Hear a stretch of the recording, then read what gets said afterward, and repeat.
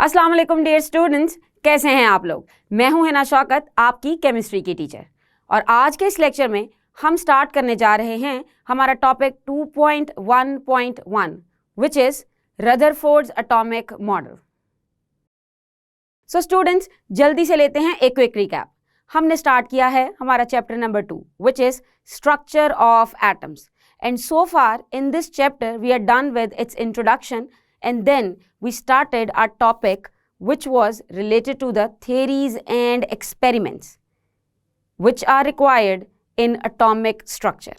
और इन theories में हमने पढ़ी है अभी तक जे थॉमसन की theory, फिर हमने पढ़ी जॉन डाल्टन की theory। ये दो theories बहुत ही important हैं। and after that we started with the discovery of cathode rays and discovery of electrons। Then we did discovery of protons, जिसमें हमने पढ़ा कैनाल रेज को in detail। Then discovery of neutrons, जिसमें हमने देखा James Chadwick का experiment. इन सारी discoveries में हमने इनके एक्सपेरिमेंट्स और प्रॉपर्टीज को डिटेल में डिस्कस किया है। And in today's lesson we have to start a topic 2.1.1 which is Rutherford's atomic model। As the name indicates, here is the word atomic model। It means that Rutherford is the scientist name and he is going to explain that basically how different particles are arranged to form one structure of an atom। तो Rutherford चूंकि एक scientist है और इसकी बहुत ज़्यादा importance है in this history of atom. So चलिए देखते हैं कि who was Rutherford. Rutherford basically he was a British and he was a New Zealand born chemist। He performed series of experiments using alpha particles। Alpha particles को हमने discovery of neutron में भी study किया है। Alpha particles होते हैं helium के nuclei, जिनको ऑब्टेन किया जाता है from radioactive materials like radium और पोलोनियम। अब अगर बात करें इसकी अचीवमेंट्स की, तो Rutherford he won 1908 Nobel prize, यानी कि इसे 1908 में मिला था नोबेल प्राइज, और वो भी केमिस्ट्री में। एंड इन 1911 इसने एक बहुत ही इंपॉर्टेंट चीज़ प्रपोज की which was nuclear model of atom, यानी कि एटम के सेंटर में न्यूक्लियस होता है। That was first discovered by Rutherford. And Rutherford was the first person who performed experiment to split atom, यानी कि इसने एक्सपेरिमेंट किए जिससे ये शो किया कि एटम कुड बी स्प्लिट। और हम जानते हैं कि इस तरह की ब्रांच को हम बोलते हैं nuclear science. So we can say that because of his great contributions, he is considered as the father of nuclear science। This is very important और ये MCQ point of view से भी बहुत important है। There could be a question, who was father of nuclear science? So your answer should be Rutherford। अब Rutherford को अपना ये मॉडल पेश करने की ज़रूरत क्यों पेश आई? हम चलते हैं अपने फ्लैशबैक में, जहाँ हमने देखा था कि there was a theory by J Thomson and that theory was plum pudding theory. इसको प्लम पुडिंग मॉडल भी कहा जाता है। In plum pudding model it was explained that atom is made up of positive and negative charges, and the positive charges they are present in the form of a sphere, and negative charges they are spreaded in those positive charges like this। ये था बिल्कुल जैसे plum की pudding होती है उससे related, और pudding हो गया पॉजिटिव चार्ज, और उसमें जहाँ कहीं कहीं प्लम हो गया वो था नेगेटिव चार्ज। रदरफोर्ड ने एक एक्सपेरिमेंट किया to prove this theory wrong, और उस एक्सपेरिमेंट में उसने क्या क्या चीज़ें यूज़ की और वो एक्सपेरिमेंट कैसे कंडक्ट किया, और उस करके उसकी हमें किस फॉर्म में दिखा, और फाइनली उसकी क्या ऑब्जर्वेशंस थी। इसे डिटेल में समझने के लिए हम चलते हैं लाइट बोर्ड की तरफ। सो चलिए अब समझते हैं गोल्ड फॉयल एक्सपेरिमेंट को डिटेल से। बेसिकली इस एक्सपेरिमेंट से रदरफोर्ड ने ये प्रूव किया कि there is something in the middle of an atom, और उस पे होता है पॉजिटिव चार्ज, और उसको कहा जाता है न्यूक्लियस। अब चूंकि इसका नाम ही गोल्ड फॉयल एक्सपेरिमेंट है, सो चलिए देखते हैं कि इस एक्सपेरिमेंट में रदरफोर्ड ने गोल्ड के अलावा क्या क्या टूल्स या फिर क्या क्या केमिकल्स यूज़ किए होंगे।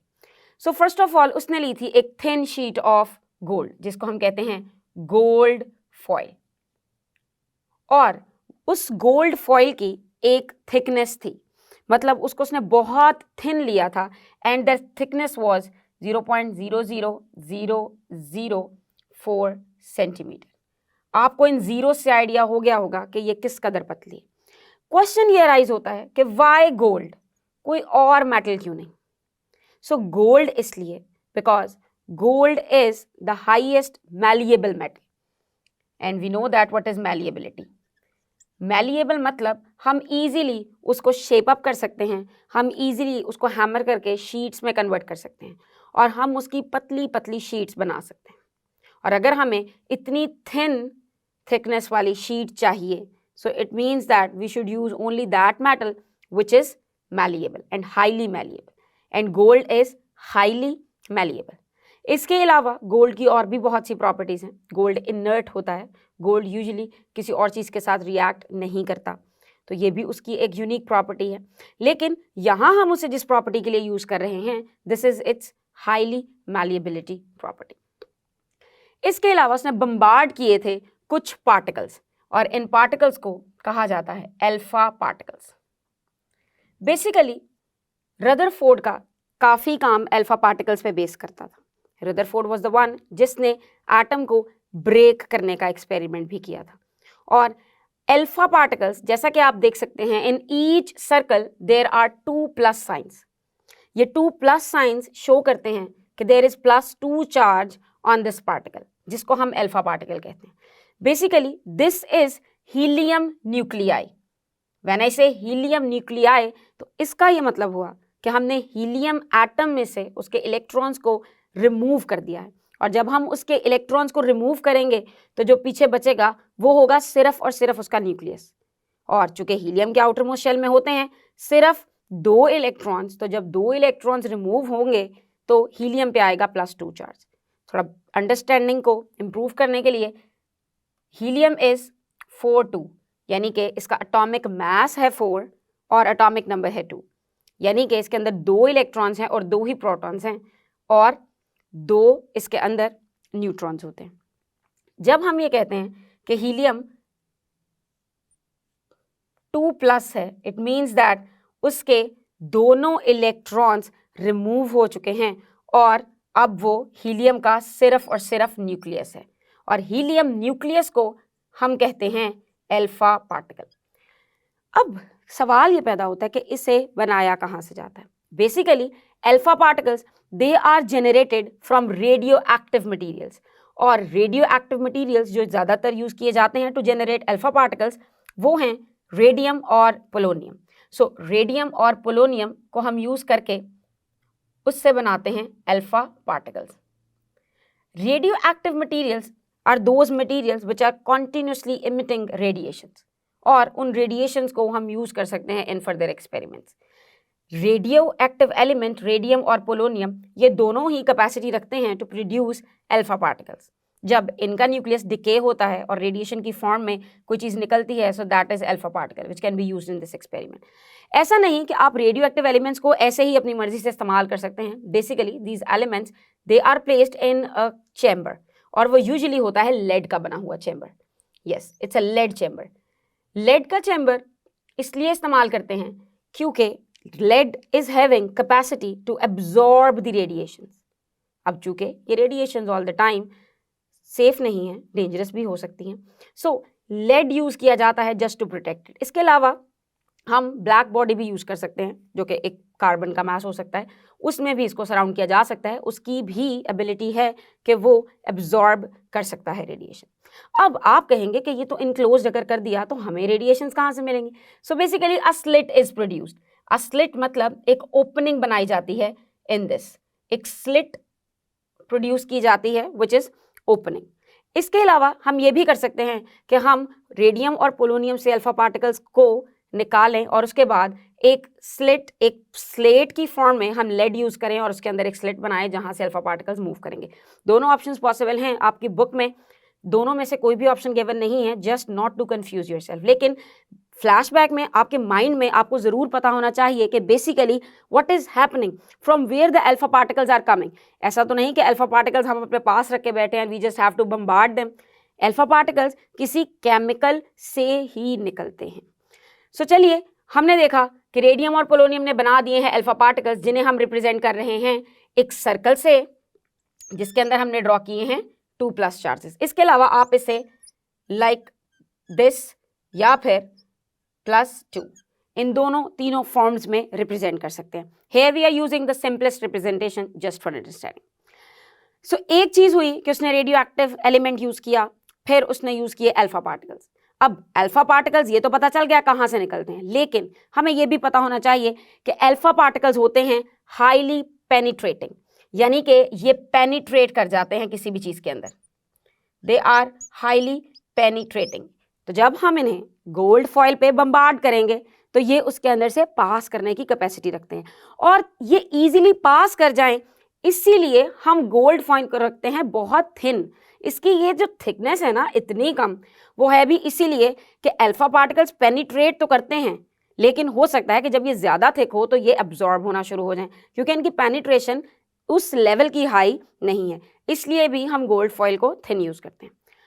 अब बात यह है कि जब ये रेडिएशंस गुजरेंगी, these alpha particles are going to pass through the atoms, तो होगा क्या?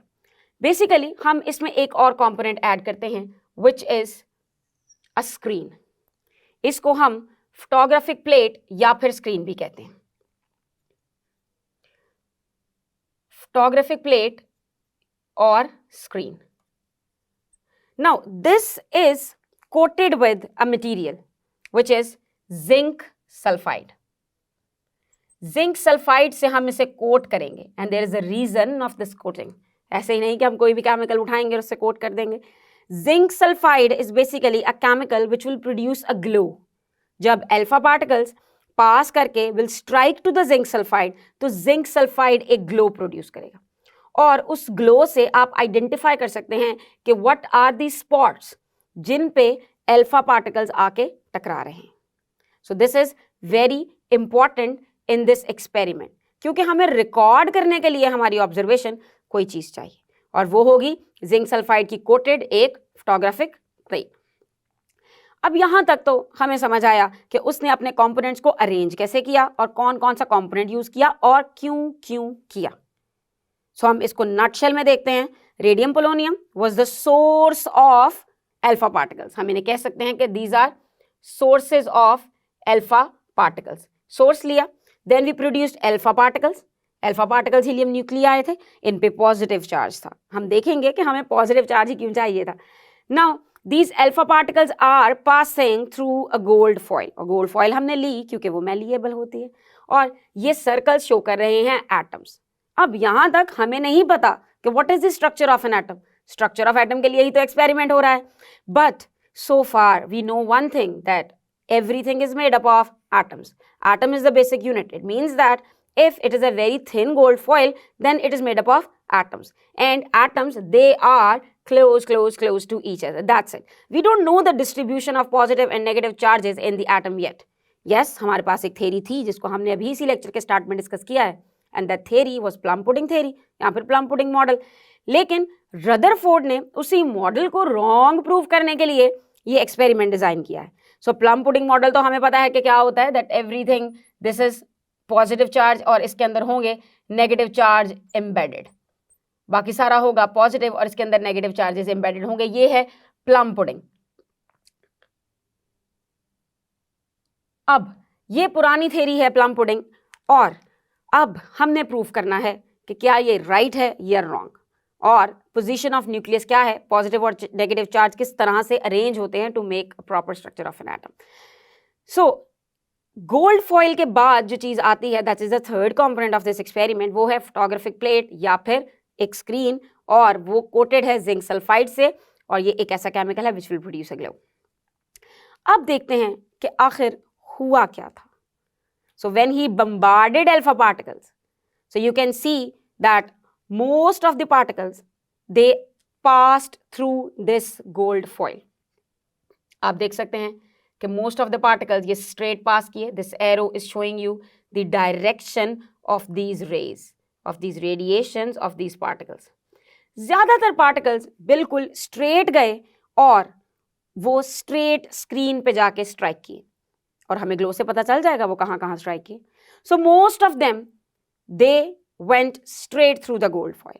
लेकिन आप देख सकते हैं कि कुछ exceptions भी हैं। Look at this one. This particle is deflected and it is deflected at larger angle. So हम कह सकते हैं कि कुछ particles तो गए straight, and if we talk about this, इसने show की deflection. And if we talk about this one, look at this.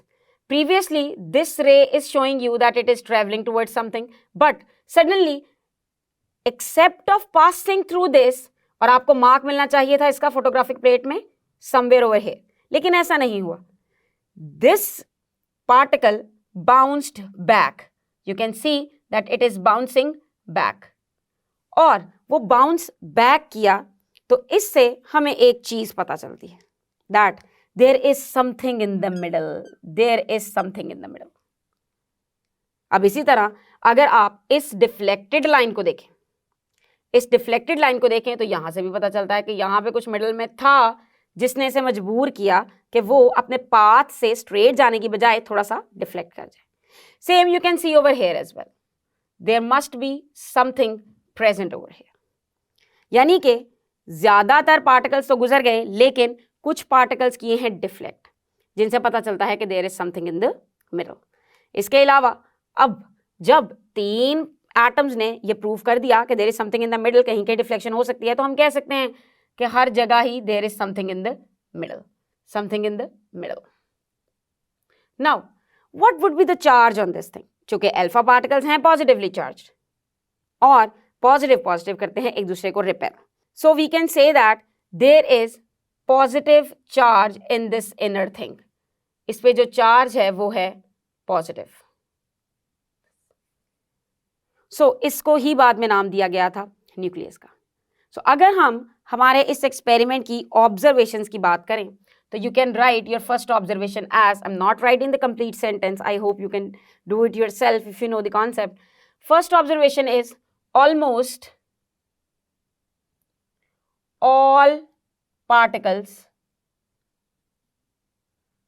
were passed, or you can say straight.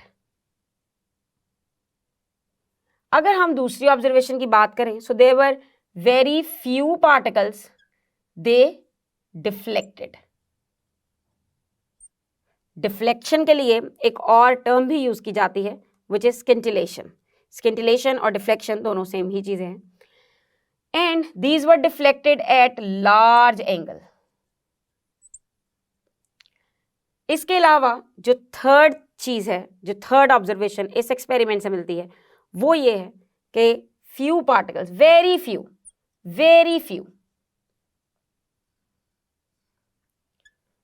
bounced back.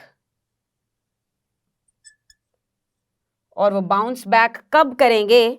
When they were striking with the gold foil, so they bounced back. आप देख सकते हैं इस particle को किसने strike करके bounce back किया.